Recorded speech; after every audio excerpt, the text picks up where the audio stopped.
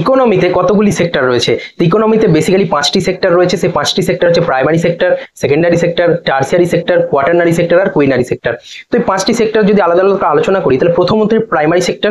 তো প্রথম যে প্রাইমারি সেক্টরটা হচ্ছে, প্রাইমারি সেক্টরে কি করা হয়? প্রাইমারি সেক্টরে হচ্ছে যে বিভিন্ন র মেটেরিয়ালস বা কাঁচামাল এবং তার সাথে সাথে যে বিভিন্ন ন্যাচারাল রিসোর্সেস বা প্রাকৃতিক সম্পদ, সেগুলো আহরণ বা এক্সট্রাকশনের যে বিষয়টা, সেটা এই সেক্টরের সাথে জড়িত।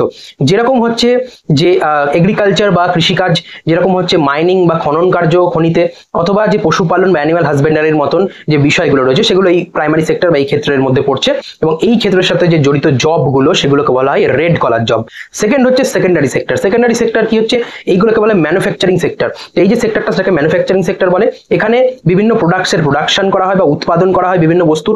তো এই যে সেক্টরটা, এই সেক্টরে কি করা হচ্ছে?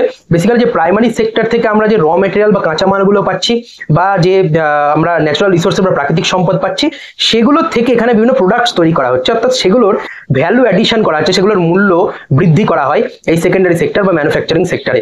এর সাথে যে এর যে রিলেটেড সেক্টরগুলো, মানে সেক্টরের সাথে রিলেটেড যে বিষয়গুলো, সেগুলো হচ্ছে যেরকম ইলেকট্রিসিটি রয়েছে, যেরকম রয়েছে ওয়াটার সাপ্লাই রয়েছে, যেরকম গ্যাস বা ওয়াটার সাপ্লাইয়ের যে বিষয়গুলো। এবং এই সেক্টরের সাথে যে বিষয়, যে কাজকর্ম বা যে জবগুলো রয়েছে, সেগুলোকে বলা হয় ব্লু কলার জব। এবং থার্ড হচ্ছে যে টার্সিয়ারি সেক্টর। এই টার্সিয়ারি সেক্টর হচ্ছে বেসিক্যালি সার্ভিস সেক্টর। এবং এই যে সেক্টরটা, এই সেক্টরটার সাথে যে জবগুলো রিলেটেড, সেগুলোকে বলা হয় হোয়াইট কলার জব।